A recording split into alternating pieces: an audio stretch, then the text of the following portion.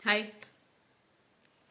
ध्वज कहो, ध्वजा कहो या झंडा कहो, दो समान नाम अलग हैं, लेकिन मतलब मेरा एक समान।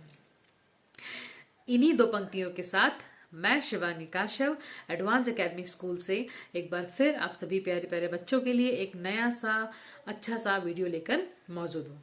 ठीक है, तो मैंने अभी जो दो पंक्तियां बोली उसमें आपको समझ में आया होगा। ध्वज कहो, ध्वजा कहो या झंडा कहो, है ना, तीनों का अर्थ समान है। शब्द भिन्न भिन्न है लेकिन उनके अर्थ समान है। देखिए मैं बताती हूं आपको। ध्वज, ध्वजा, झंडा। ठीक है, ध्वज कहो, ध्वजा कहो चाहे झंडा कहो, ये तीनों शब्द तो भिन्न हैं लेकिन इनका अर्थ एक है। ठीक है, तो आज हम क्या पढ़ने जा रहे हैं, क्या पढ़ने जा रहे हैं। ठीक है, एक चीज और आपको बताती हूं और अच्छे से चीज आपको समझ में आएगी। रूप बदल कर आते हैं, रूप बदल कर आते हैं पर अर्थ एक बताते हैं। रूप बदल कर आते हैं पर अर्थ एक बताते हैं। हिंदी में प्यारे बच्चों हम पर्यायवाची शब्द कहलाते हैं। हिंदी में प्यारे बच्चों हम पर्यायवाची शब्द कहलाते हैं। ठीक है, तो हम क्या पढ़ने जा रहे हैं, पर्यायवाची शब्द। ठीक है, हम क्या पढ़ने जा रहे हैं, पर्यायवाची शब्द। समान या एक जैसे अर्थ वाले शब्दों को हम कहते हैं पर्यायवाची शब्द। ठीक है, शब्द भिन्न भिन्न है लेकिन अर्थ इन सभी का एक है, झंडा। ठीक है, आई समझ में। इसकी परिभाषा क्या होगी, समान अर्थ वाले शब्द, समान अर्थ बताने वाले शब्दों को हम कहते हैं पर्यायवाची शब्द। समान या एक जैसे अर्थ बताने वाले शब्दों को हम कहते हैं पर्यायवाची शब्द। ठीक है, देखते हैं, मैं आपको एग्जाम्पल देती हूँ। इसमें कई सारे एग्जाम्पल ऐसे हैं जो आपको देखने के बाद समझ में आएगा। आप लोगों ने पिछली कक्षा में पढ़ा भी है ये चीज, है ना, आप लोगों ने पिछली कक्षाओं में ये पढ़े भी हैं। अब जैसे ये मैंने क्या बनाया,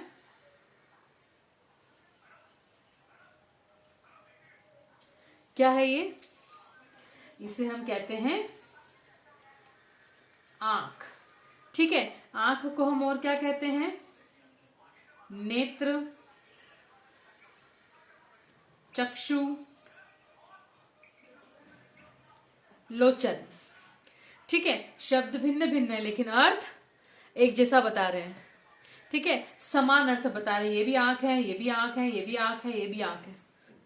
ठीक है, ये हुआ। इसके बाद हम आपको और एग्जांपल देते हैं और उदाहरण देते हैं, आपको और अच्छा लगेगा। ये बादल, बादल में से क्या हो रही है, बारिश। तो हमारे पास दो शब्द हैं यहाँ पर, ये है बादल और ये है बारिश। तो बादल का क्या हो जाएगा, मेघ घन। ठीक है, और बारिश वर्षा बरसात।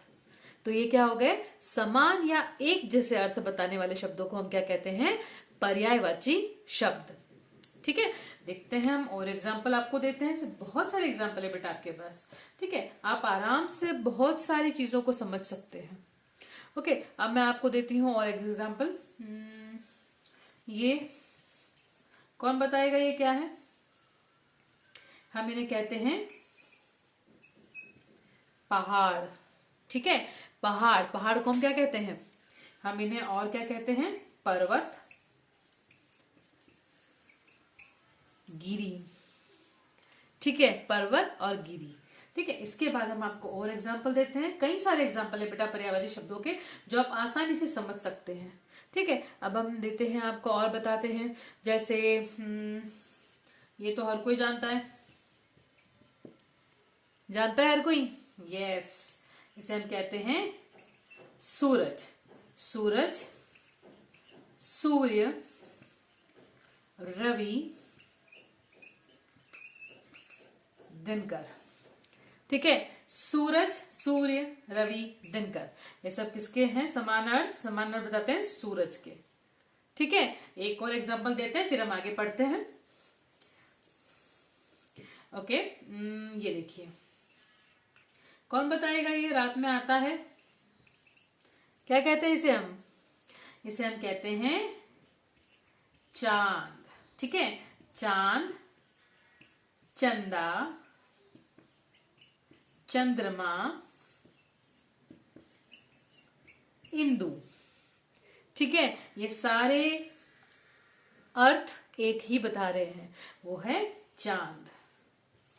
ठीक है, तो समान या एक जैसे अर्थ बताने वाले शब्दों को हम कहते हैं पर्यायवाची शब्द। तो बच्चों, ये भी कई तरह के होते हैं। ठीक है, जैसे शरीर से संबंधित होते हैं, जैसे शरीर का तन, बदन, काया, आंख, नेत्र, नयन, चक्षु, कान, कर्ण, श्रवण, श्रोत, ओके, हाथ, हस्त, कर, पाणी। ठीक है, ऐसे कई सारे होते हैं। इसके बाद पशु पक्षी से संबंधित जो होते हैं वो होते हैं पक्षी। पक्षी को हम और क्या कहते हैं? विहग, खग और पंछी। ठीक है, विहग, खग और पंछी। मोर, मयूर, केकी, नीलकंठ। ओके, इसके बाद आप देख सकते हैं पशुओं के लिए शेर, सिंह, व्याघ्र, केसरी, हाथी, गज, करी, कुंजर। ठीक है, इसके बाद आप देखिए प्रकृति से संबंधी। प्रकृति से मतलब जैसे हमने बताया, पहाड़ आपको बताया, धरती, समुद्र, नदी, ऐसे आपकी बुक में कई सारे शब्द दिए हुए हैं जो आप पढ़कर समझ सकते हैं बेटा। ये सब आपने पिछली कक्षाओं में भी पढ़े हैं। ठीक है, जैसे मनुष्य के रिश्ते नाते भी होते हैं, मनुष्य संबंधित भी होते हैं। जैसे मानव, मानव का मोर क्या कहते हैं? मनुष्य, आदमी, नर। माँ, जननी, माता, अम्बा। पिता, तात, जनक, पितृ। ठीक है, इसके बाद समय से संबंधित सुबह, सुबह को हम और क्या कहते हैं? प्रातः, भोर, प्रभात। ठीक है, दिन, दिवस, वार, वासर। इसके बाद पशु पक्षी हमने बताया। शिक्षा से संबंधित, ठीक है, मैं आपकी शिक्षिका हूं। ठीक है, शिक्षिका को और क्या कहते हैं? अध्यापिका, आचार्य। ठीक है, ऐसे शिक्षक को गुरु, अध्यापक और प्राचार्य, आचार्य। ठीक है, इसके बाद अगर हम देखें तो छात्र, छात्र का शिष्य, विद्यार्थी, शिक्षार्थी।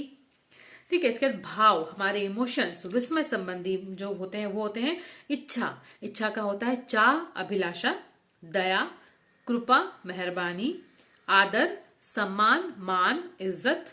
ओके, इसके बाद मानव निर्मित वस्तुएं, है ना, जैसे घर, घर का हम कहते हैं गृह, आलय, नाव, नौका, तरी, तरणी, झंडा जो मैंने आपको स्टार्टिंग में बताया सबसे पहले, ध्वज, ध्वजा, पताका, केतु, झंडा। ठीक है, कपड़ा, वस्त्र, वसन, अंबर। ठीक है, इसके बाद अन्य कुछ पर्यायवाची होते हैं, वो होते हैं ईश्वर। ईश्वर हमारे भगवान, भगवान को हम कई नामों से जानते हैं, भगवान, प्रभु, परमात्मा, परमेश्वर। ठीक है, देवता, देव, सुर, अमर। सरस्वती जो हमारी सरस्वती माँ है, वाणी, शारदा, हंस वाहिनी, गणेश, गजानन, लंबोदर, एकदंत। ठीक है, तो ये सारे हमारे हुए पर्यायवाची शब्द। हम एक बार फिर से इसको दोहराते हैं कि पर्यायवाची शब्द किसे कहते हैं? समान या एक जैसे अर्थ बताने वाले शब्दों को हम कहते हैं पर्यायवाची शब्द। ठीक है, शब्द भंडार के अगले वीडियो में हम जल्दी ही मिलेंगे। तब तक के लिए धन्यवाद। घर पर रहिए, सुरक्षित रहिए, अपना ध्यान रखिए।